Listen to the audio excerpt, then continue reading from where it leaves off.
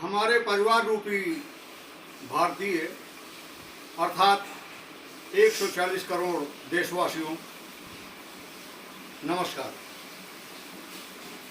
जैसा कि सभी को ज्ञात ही होगा, इस समय मानसून सत्र चल रहा है।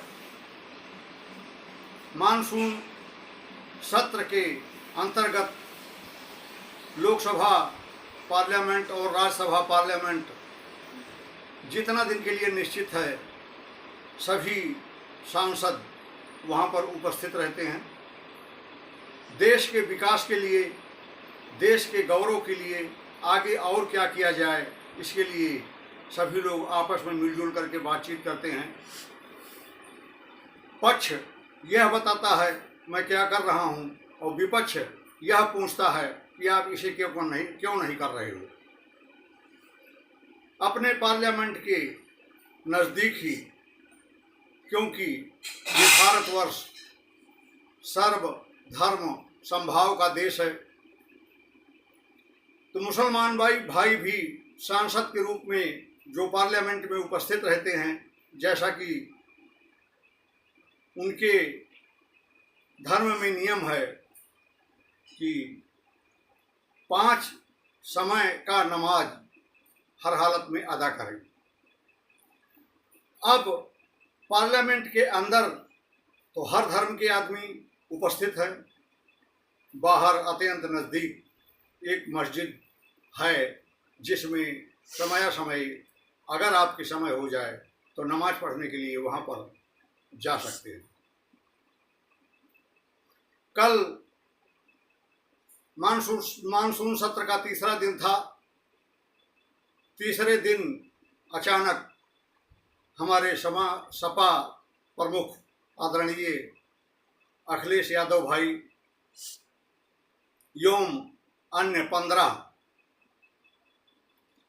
सांसद को लेकर के उस मस्जिद के अंदर गए। बहुत अच्छी बात, कोई बुरी बात नहीं है। सर्व धर्म समभाव का यह देश है।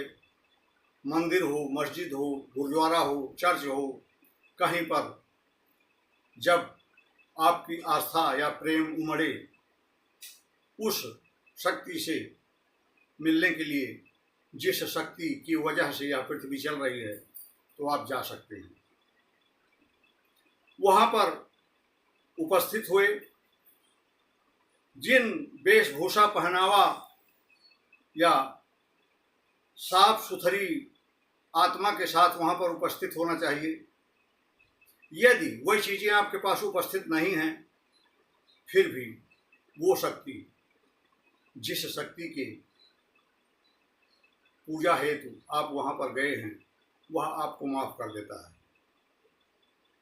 आपका जाना कोई बुरी बात नहीं है, लेकिन भारतवर्ष में रह करके प्रत्येक व्यक्ति का अधिकार और कर्तव्य जो बनता है, सर्वधर्म समभाव। आज हम मस्जिद जा रहे हैं, कल हम चर्च में जाएंगे, परसों गुरुद्वारा में जाएंगे, अगले दिन मंदिर में जाएंगे।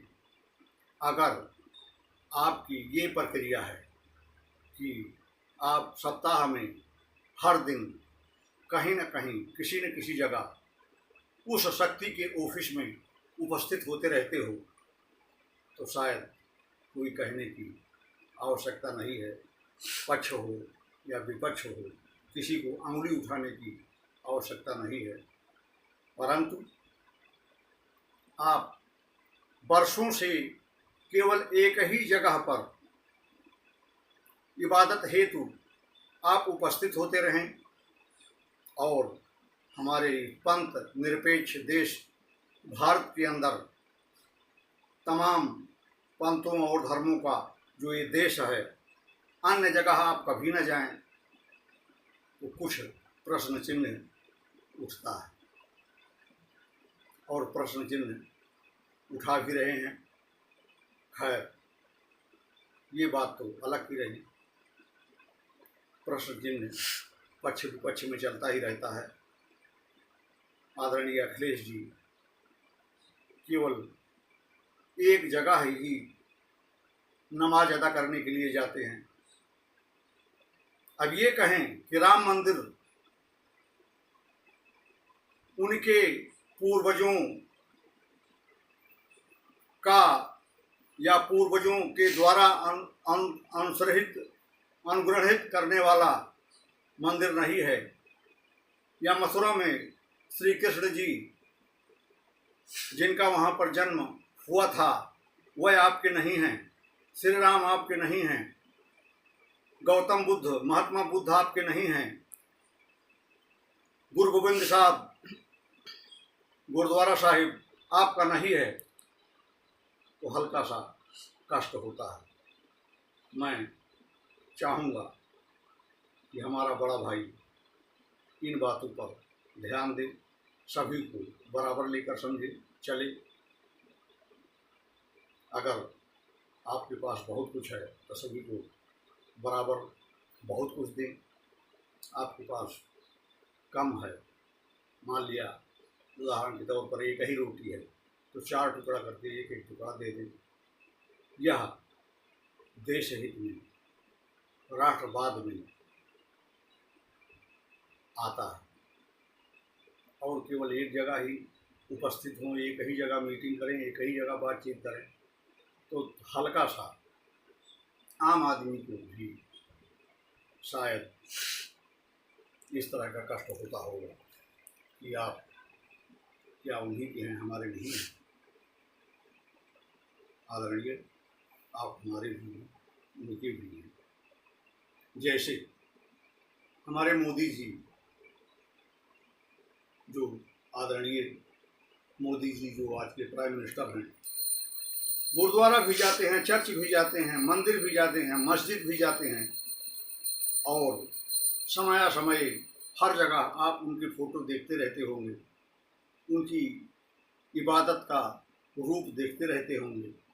हर जगह वो उस शक्ति से, उस शक्ति का कहने का मतलब पंथ निरपेक्ष 4 भागों में बटा हुआ यह देश कोई चीज़ चार तो है नहीं।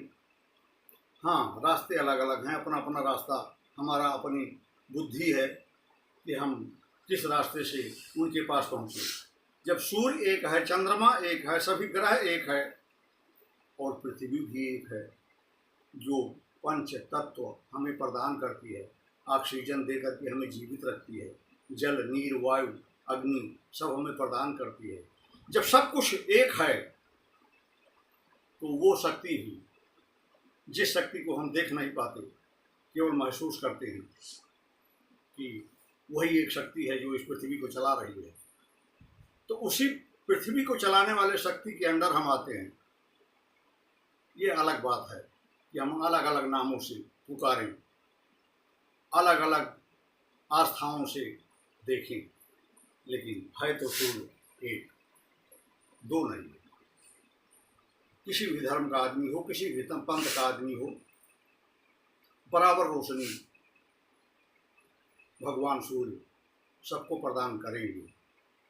कोई किसी भी तरह का प्रकृति का आदमी हो, तो उस शक्ति को पाने के लिए अगर हमारा भारत 4 भाग में बट ही गया है, तो चारों में हम बराबर रूप से में उपस्थित हों, ये मैं कामना करता हूँ। इसी के साथ जय हिंद, जय भारत।